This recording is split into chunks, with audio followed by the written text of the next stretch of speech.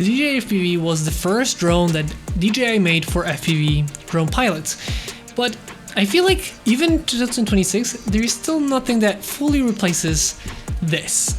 And while it is far from being the most future-packed drone, and it's still far from the quality that we have in 2026, it is still the strongest DJI FPV drone we've ever had, because the Avata and Avata 2 are nowhere near as strong as this. And that makes it that I still cannot get rid of this drone, even after so many years. To be honest, even my channels and my growth on YouTube has really started from this drone when I made this exact video in 2024. So it's been at least 2 years that I've been still making the same kind of video every year, because DJI has not released anything that was quite like this anymore. And if you're like me, maybe you still hang on to it because you just like the characteristics of it, or maybe you cannot find something that would really replace this, even though it has been years. And even though I was late to getting this drone originally, because when I got it, it was already like a couple of years or at least months old. Many people already, were done with it when I was getting started with it. It was like the first FPV drone that you kind of didn't have to know too much about the batteries, like the smart batteries are here.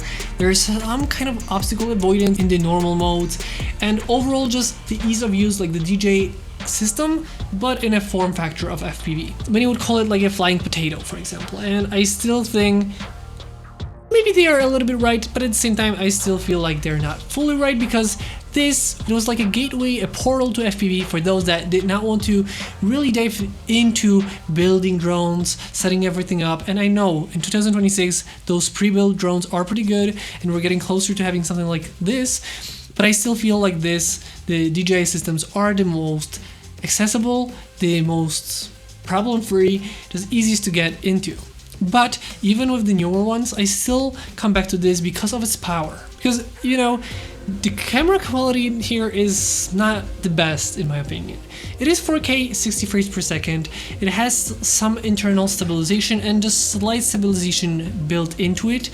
Also, it isn't too wide, so it isn't the best for cinematic shots. It would be much better if it was wider, and because of that it just doesn't look the best in my opinion. Yes, you can color grade it nicely, but it just doesn't look the best with that a little bit smaller field of view.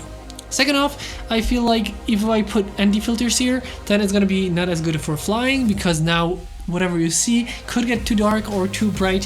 So because of that, I feel like this camera is just the best used just for seeing from the goggles. And what I do with this drone is I put an action camera on top. So the DJI Osmo Action 6, I put it on top here. So now that it's, like this. This records the cinematic footage for me, and this camera just works as the POV for me for the goggles. And well, I know you can do that with DJI Avata and Avata 2, but they are not as strong. I even modded my original DJI Avata to have the Axis Flying mod kit, which makes it much better to fly, much stronger, much more stable, but it's still not as strong as this. The weight actually works for it. I've had situations where I've flown this in heavy storms and it's flown perfectly fine.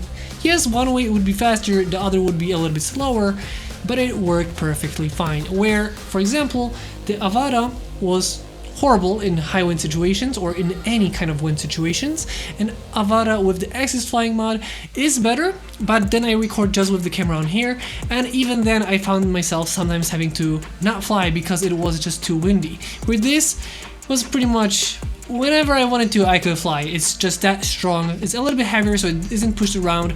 It is, a little bit stronger, so it just makes it a beast. And even if I put a camera on here, it is still strong enough to hold its own. And that makes it the kind of a drone that I come back to even in 2026, because I still feel like there's nothing that fully replaces it. The Avata 1 and Avata 2 are great. Avata 2 has a really nice video quality, and it's just the ease of use, the quality of the signal is even better than here. But I just feel like if I am out and about on a tropical island and I don't know how the situation is gonna be, I know I can trust this one the most out of all of them. The only problem is the signal isn't as good, especially with the camera on top of here, just some kind of interference, and the quality is not gonna be as sharp in your goggles. But other than that, I feel like it is the strongest, and that makes it irreplaceable.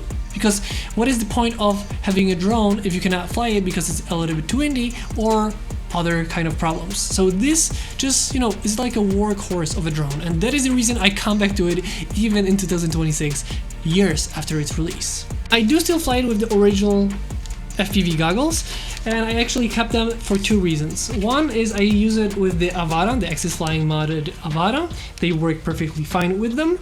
And also because the newer goggles usually tend to have, maybe not the Avata 2 goggles, those are pretty good because they actually sit on top of your head here, but the other goggles would just pinch me a little bit too hard on my nose, and I would not have that perfect vision in them.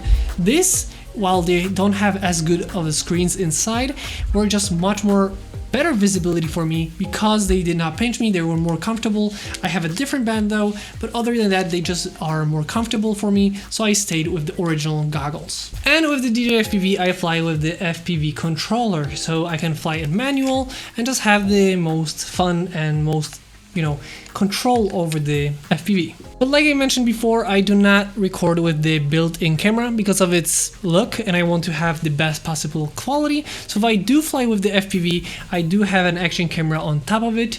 At this moment, it would be the DJI Osmo Action 6. If you're interested in seeing a video about this, I'm gonna link it in the top right corner of the screen right now, where you can see a full review of the DJI Osmo Action 6. And thanks to this, I can put ND filters and have all my best favorite settings for best quality footage. So I can put it in log, I can put it with an ND filter, have that motion blur.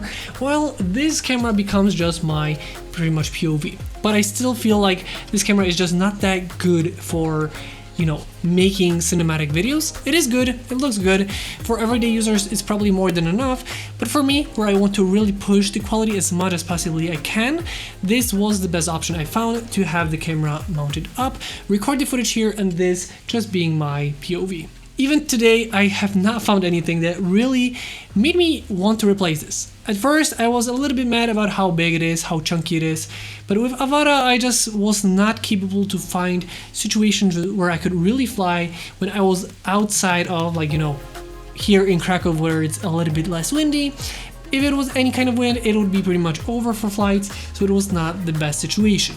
Next time I took it, I had it with the Axis Flying mod, and there wasn't too much wind, but it was just much more powerful, much more like a hybrid between this and the Avata, which I love, and it can even sustain a camera on top. The batteries last longer, it's stronger, it's nice, but in my opinion, it's still not as strong as this in high wind situations. So if you have high wind situations, the Avata is gonna be screeching and really loud, and this is gonna be loud, but in a different kind of way. This is much more heavy. It just isn't affected by the winds as much, still has the smart batteries. It is gonna be a little bit harder to, you know, travel with because it is heavier and bigger, so that is a problem. But other than that, I really love it for what it is. I really love flying with this because of knowing that it is just much more capable, much more stronger and faster. So it's like this confidence. Maybe you don't see as good, but you're confident that this can hold up. Just, you know, it's a little bit more open up design. But other than that, I still feel like even in 2026, it is something that hasn't been replaced. And I kind of wish they made an FPV2 in 2026, so that we had like the Avata and Avata 2, we had an FPV2, which with a better camera, so that we wouldn't have to have an action camera on top. It'd be a little bit better to carry, but at the same time, it would be perfect. But that brings me to the point of this video that it still doesn't feel like there's anything that really replaces the DJI FPV, and I kind of wish they did have something. With that being said, let me know in the comment section down below, what do you think about the DJI FPV in 2026? It's been years since the release, but I feel like many of us are still kind of a little bit stuck with it, but for a good reason. If you still have it, let me know in the comment section down below. Let me know what you think about it this year. And with that being said, I hope you guys enjoyed this video. If you have any more questions, let me know in the comment section down below. With that being said, I hope you guys enjoyed this video. If you did, don't forget to like, comment, and subscribe. I hope you guys enjoyed this video once again, and I'll see you next time.